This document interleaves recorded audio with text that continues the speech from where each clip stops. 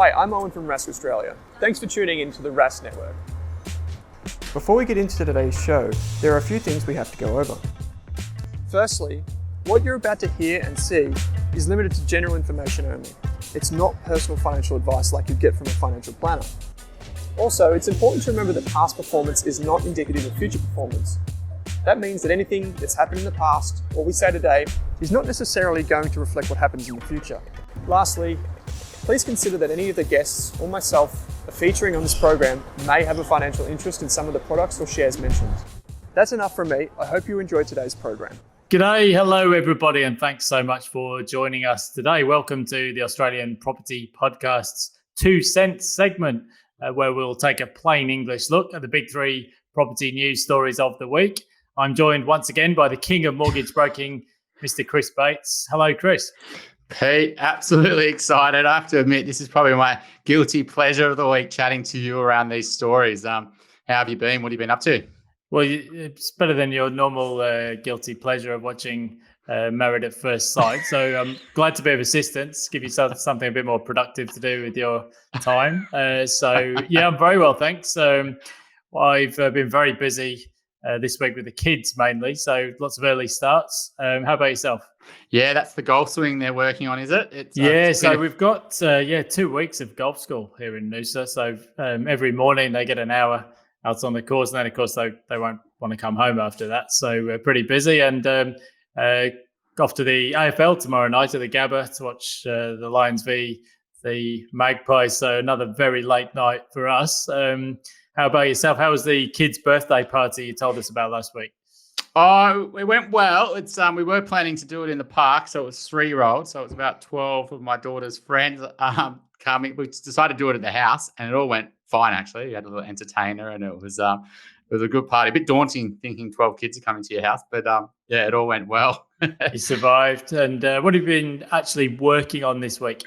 Oh, we've got a big rebrand happening. It's been a couple of years in the process, to be honest. We're changing our name from Wealthful to Blusk, and a whole new website's going live and everything like that. So, yeah, getting that sorted. And, yeah, it's been a big week, obviously. Lots changing in the market, which we're going to talk about as well. And, the sentiment shifting. What about yourself? What's happening in work side? Yeah, a lot of people have been asking me mainly about refinancing, which is probably more your bailiwick than mine, but also, what kind of opportunities are we going to get now that interest rates are finally on hold, which obviously is one of the big 3 property news stories of the week. So actually, this week we will be talking about these 3 things. Firstly, the Reserve Bank's meeting decision for the month of April. Secondly, we're going to talk about whether the housing market has already bottomed, in inverted commas, or whether we've got a bit of a way to go in terms of the downturn. And then thirdly, we're going to talk a bit about the changes in working practices. So the working from home or hybrid model, where people are spending some days in the office and some days at home.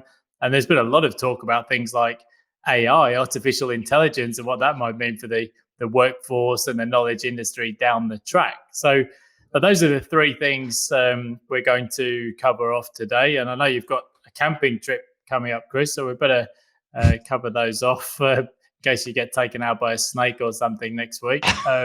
So look, let's jump straight into it, shall we? Look, a few people, we get a lot of comments and people writing in about the show, and we love to hear your feedback. A lot of people, of course, this week have been talking about all of the headlines on the Reserve Bank's meeting decision. Interest rates finally on hold after 10 hikes in a row. So I guess what everyone's asking is that the top of the cycle? So what did you think of the decision this week, Chris? Look, it's funny. I think at 2:31, you get about 20 emails. The whole LinkedIn's, everyone's telling you the interest rates have gone up. It's like, thanks, guys, but what does that really mean? I think that's what we're trying to talk about on here is what's the overall picture, right? What's the direction of interest rates longer term? How does that affect sentiment? How does it affect the market, etc.?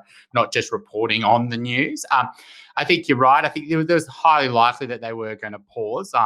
And so that was what the expectation was. So it didn't surprise us. I mean, and I think a lot of people are now sort of getting into the forecasting whether they're going to go up again when the next inflation figures come out in a few weeks. Are they going to have to go up in May? Is it really the top in the interest rate cycle?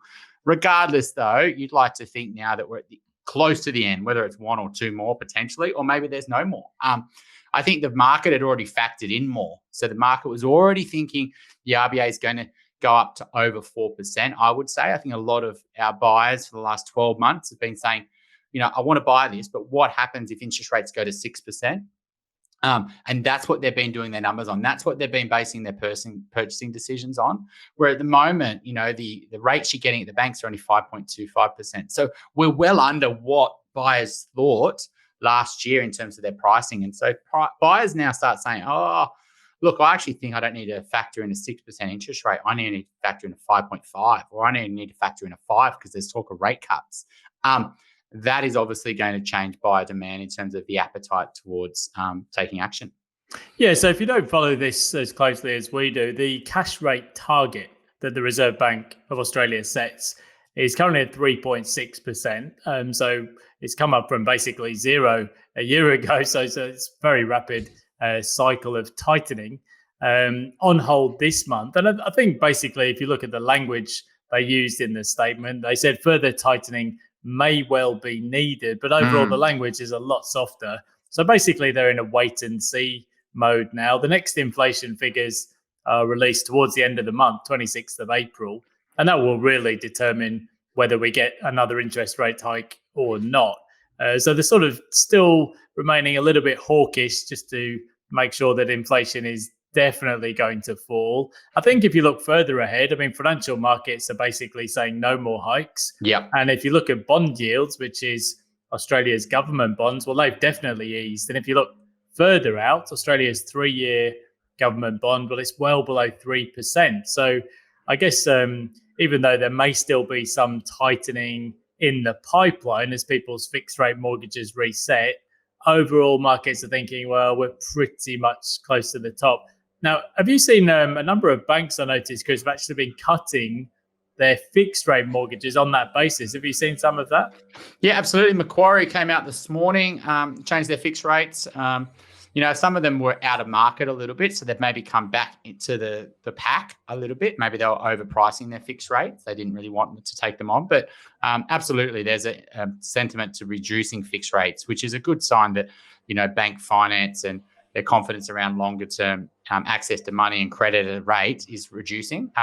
What are we seeing overseas as well? We've seen inflation drop off even stronger than it has in Australia. Is that right, Pete? Say like the US and the UK? Well, that's right, Chris. So if you look globally, I think inflation in the US peaked around about the middle of 2022.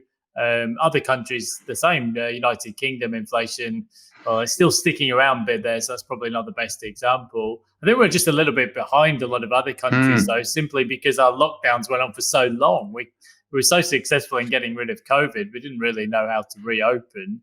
I think if you look at the monthly inflation indicators, well, they've been falling away. And there's actually loads of early indications, things like spending trackers from ANZ, manufacturing figures from the AIG group. I think there's a lot of things pointing to a big slowdown in retail spending, possibly even a retail recession. You've probably seen fuel prices aren't quite as high as they were. I think there is still a lot of inflation in rents. So if people are looking to rent a place to live, but to be honest, hiking interest rates won't have any impact or positive impact on rent. So look, we may well get one more rate hike. We don't know. But basically, we're pretty close to the top, particularly with a lot of home builders now struggling and quite a number of them going into receivership or insolvency. Yeah, I don't really want to sort of stop and then start again. It's all, the attitude. A lot of it is go hard and fast and then stop. So to then retighten again, I don't think that's really their plan. They probably should have just kept on lifting and then rather than stopping and starting. I don't think that's great for consumer confidence on the other side. So I guess it's a watch this space. But ideally, maybe we're getting to the top of the rate cycle, and what that also means is the amount of money you can borrow might also be at its tightest. Every time the RBA increases rates, that reduces borrowing capacity. And as mortgage brokers, we've had to consistently review what people can borrow, and it's consistently moving down. It's probably gone down about 35% on what you could have borrowed at, say, the start of 2022. So it's a huge difference. But there's not going to be like this extra 10 or 20% tightening to how much people can borrow, which was really weighing on the market. And so I think that's also good news for people to have that clarity to know what they can go out and spend, because it's unlikely to reduce much further. Well, that's right. I think it's quite clear now from all of the figures that are coming out that the current policy setting is in restrictive territory. You can see it in things like new home sales have fallen away dramatically. It's starting to impact people's spending habits. So I think they're kind of in wait and see mode. And who knows, later in the year, we might even be talking about interest rates falling and cuts. So I think to summarize then, we're close to the top. We may be at the top, but we don't quite know.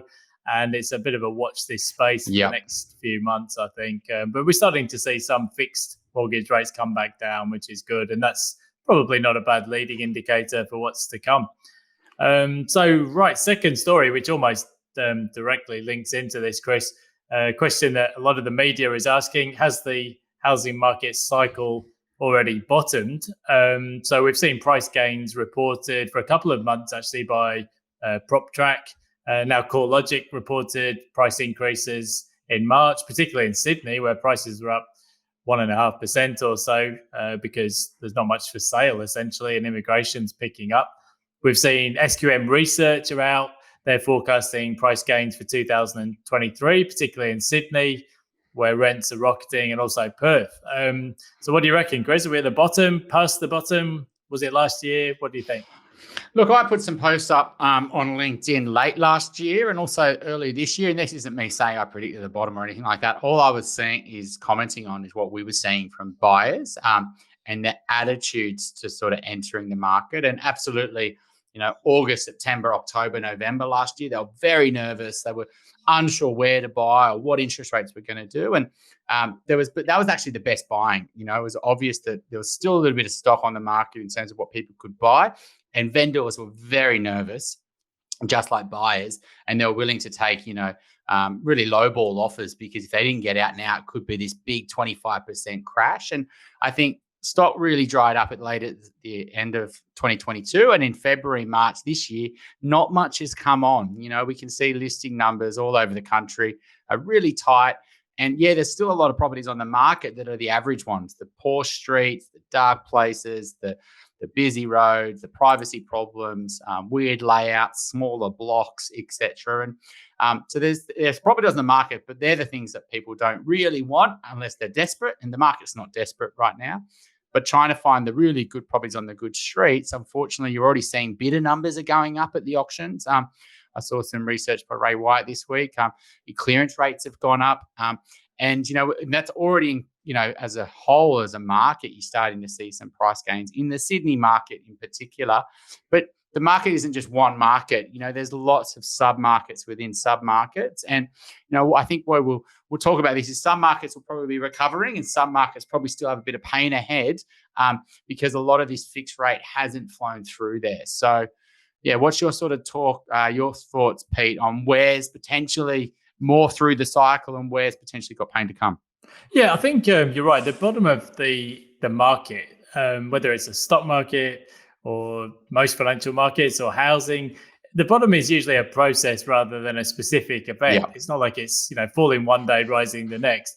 I think, the numbers do bear out exactly what you're saying, actually. Even though stock levels overall are relatively low, and now we've got the Easter break and then the cooler autumn months where people don't typically list as much, there is actually some older stock piling up there, which kind of directly underscores what you were just saying, that the B grade and C grade stock is struggling a bit.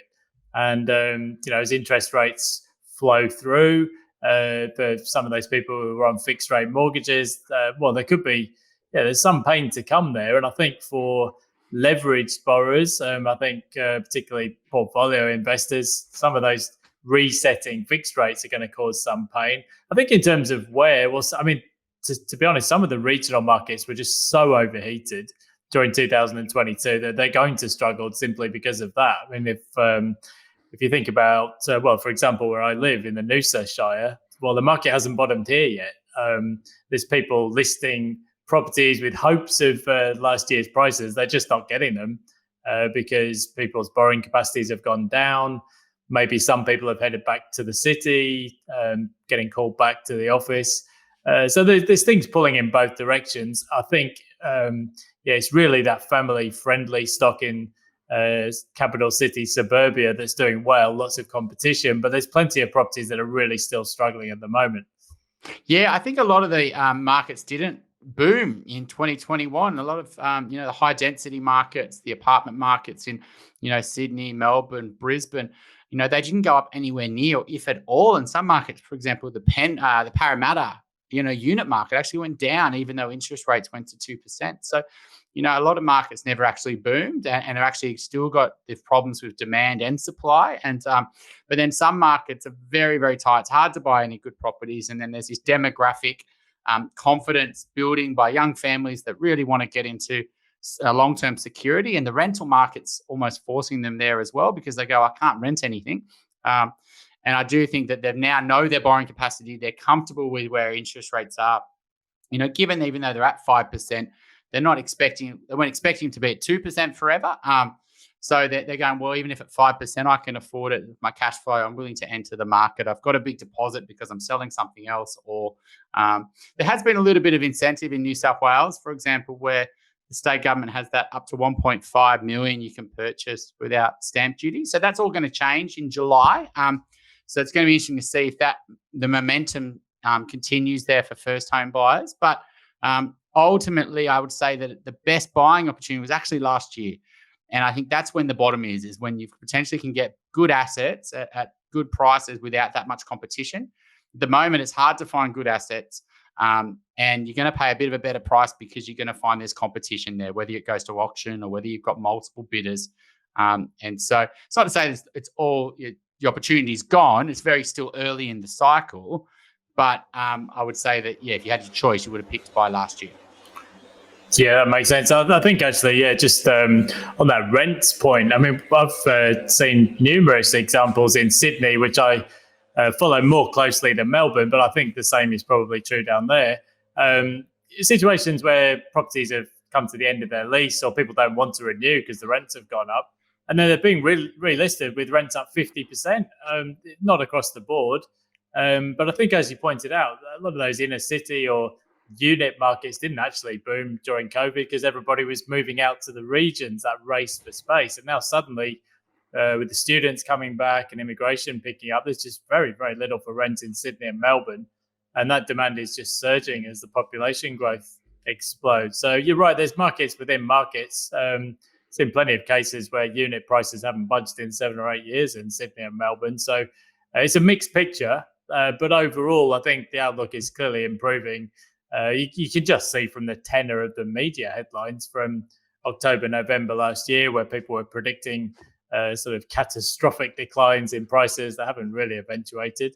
So a bit mixed, but overall a bit brighter than the end of last year, I guess. Yeah, and I think Chris Joy, for example, very early in 2021 said, 2022 is not going to be as rosy as what everyone thinks. The RBA is going to potentially start increasing, and you're going to see maybe 25% falls in property prices.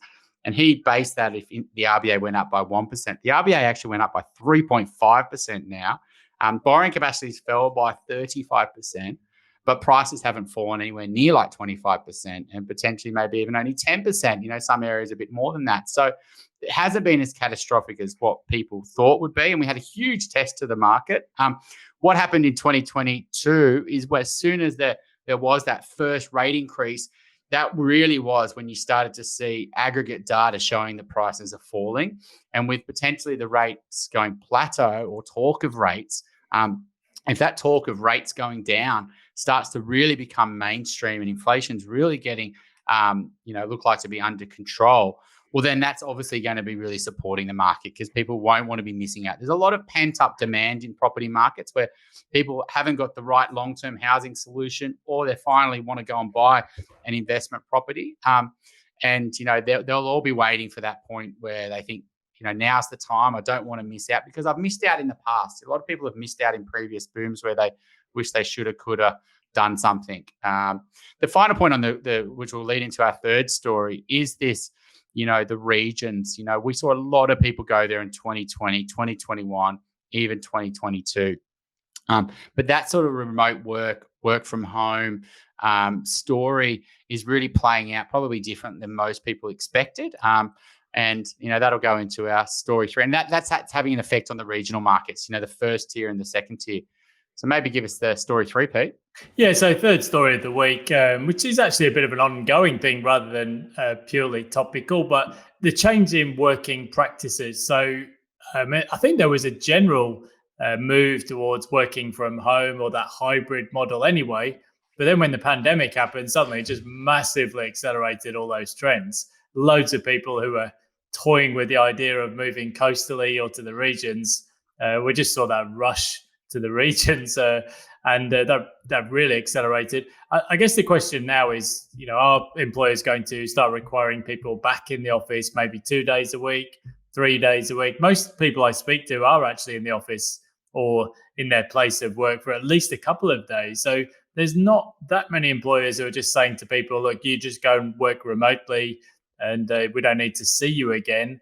And I think, some positions anyway do need to be in the city, the kind of leadership or CEO roles. People who are looking for promotions or bonuses are probably going to benefit from being seen in their workplace. So I think it hasn't fully reversed yet by any means, but certainly, I can just see from the number of empty properties around where I live at Noosa Springs, clearly some people have gone back to Sydney and Melbourne, and you can see that in the rental market pressures. But are you getting a feel overall, Chris, for where that sort of working from home or hybrid model might end up? Yeah, I've been tracking this because I'm fascinated by it. We run a completely remote business, but, mortgage broking can do it, and we've got, a team that are great at self-management and, motivating themselves, and we come together as team events. But talking to our clients, I always ask what's going on, and my general consensus, and we'd love for our listeners to share stories here where maybe they thought they were going to work from home for 5 days, and maybe they've been confirmed that they can do that. They can swap to another company and have the confidence to do that without having to take a big pay cut. And those stories are still sort of coming together because work-based policies are still sort of getting cemented, right? Like, what days do you have to be in the office? What days can you work from home? When's our team events? And I think that's all playing out. And the confidence to, in a hot unemployment market, you may have the desire to say, well, if you're not going to give me what you want, I'll go somewhere else. But I think there's been a bit of a job listings, vacancies are starting to sort of come down. I think people are not as confident that they can sort of just go into the market. We're seeing a few layoffs. And so I think people are like, well, actually, no, I really want to protect my job right now. I'm not just going to go have this big, great resignation, which there was a lot of talk about that maybe 6 months ago, that people would just leave if you didn't offer flexibility. So I think this is a watch this space, but it has a huge impact on the property market. How often you have to get to the city. And even if it's 2 days a week, how far can you realistically commute from sustainably? You might be able to do it for a month, do 2 or 3 days for, 3 hours away or 2 hours away. But could you do that for 12 months, weekly? I'd probably say not, right? Unless you stayed in the city. And so this whole regions is driven by city incomes moving to these locations and propping up property prices.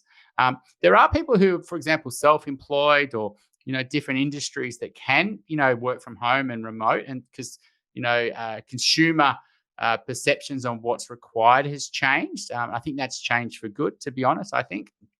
But, it is a real watch this space, and it's a story that'll probably play out for many years. And obviously you've got the fear around everything that ChatGPT is sort of creating. What's your thoughts on that? Yeah, you make a really good point there. I think you're right. Some of these peri-urban cities or locations that are within a 2-hour striking distance of the capital cities, the Bendigos, Ballarat, Geelong, I think up here to Toowoomba, Gold Coast, Sunshine Coast, New South Wales has its own equivalents, of which you're one aficionado, of course, but also places like Wollongong. They are within striking distance of the capital cities for people who need to be in the office maybe 1 or 2 days a week. So I think some of those markets, and Infrastructure Australia has long said that those markets will see a lot of investment for that very reason. I think it's maybe a bit trickier if you're 3 or 4 hours away from your employer and you can't really do those as a regular commute. And I think you made an excellent point there. At the moment, we've got the lowest unemployment rate in 50 years. So all of the balance of power has been tilted in favour of the employee. And in particular in things like if you're an IT developer or in software, a lot of people are just saying, well, look, I'm going to go and work from the Gold Coast and take it or leave it, because all of the balance of power with the skill shortages and closed borders was in favour of the employees. But that at some point that will tilt back. I mean, it's probably on the way already as we get immigration starting again. Unemployment will start to go back towards 4%, then 5%.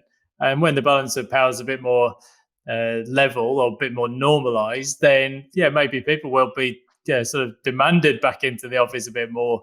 Well, look, the AI thing, I mean, this is potentially going to be huge. I mean, we've seen so many headlines about Chat GPT.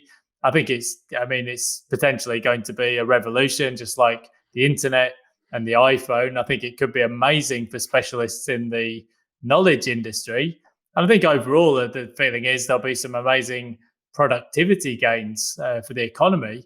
But of course, the flip side to that, it's obviously could replace many jobs, could leave lower skilled workers with nothing to do. And then what? So, will AI help us to create new jobs as new technology always did previously, or will it create some problems as well? Who knows? What do you think?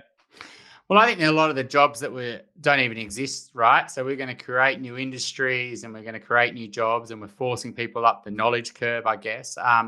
So I'm naturally probably more of an opportunist, and that sort of positive mindset that I think that the economies will mold, I guess, as this technology sort of plays its way through. I mean, we see it as a huge benefit for us, right? We've already used it. We're producing documents for the business.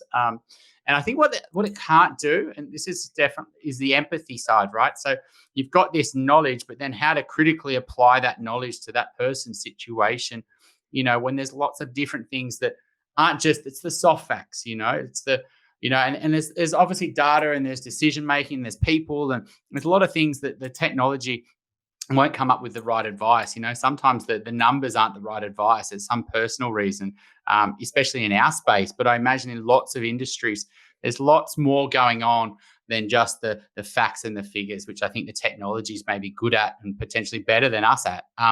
So, I think in the property market, I mean, if you look at the different professions, I think even in the real estate profession, a lot of it will be digitalized, the valuations, the whole process, etc. But there's a lot of conversations like, is this really the right decision to sell something? I don't know whether a computer can do that. I don't think a computer can also do whether it's the right time to buy or what to buy. So I'd be very nervous in applying AI into property investment as well, because property investment, for example, is not all science. It is a lot of the art. It's the feel of the property, the streetscape, the personal attachment. That's what people fall in love with, and the connection. That the best properties have something that is beyond just the facts and figures. There's something special around it that gives that little, but that maybe the data can't do that. So, what's your sort of thoughts in different industries in the property market? Yeah, I mean, I completely agree on the predictions point. I mean, really good case in point. We've never seen a period like the past 2 or 3 years in modern history. So if you'd have taken a model 18 months ago and whacked in 8% inflation and interest rates, fastest hiking cycle in modern history, well, that would have probably predicted a drop in housing prices of 30% or something like that. But it's it's really a one-off spike in inflation with no precedent, and it was caused by lockdowns and border closures. So I think, and I totally agree as well, there's no real substitute for following trends. The housing market, I know people say buy property unemotionally, but that is how people buy property. So there was an old adage decades ago, find out where people are moving and buy the land before they get there. I mean, that's never really changed. And as you said, just there's no real substitute for those on the ground insights, and just seeing, what is happening, what are the property types that are becoming popular. So look, I think overall, I mean, there'll be more scams as well. So there'll be some downsides. I mean, it's much, much harder to detect a fake website these days, for example. And as AI can produce coding, that can sort of facilitate that, there'll be more scams. So I think a bit like social media, I think we'll probably find that AI proves to be both brilliant and awful. So just like with the internet and then social media and the iPhone, it'll really be up to you to position yourself to be somebody who benefits rather than loses out. Yeah, and I'm not going to admit that I'm a complete expert on this. I used to track it a lot, when it was really rife in the media, maybe 3 or 4 years ago, 40% of jobs aren't going to exist. It was pretty common. You'd see those sort of big headlines, right?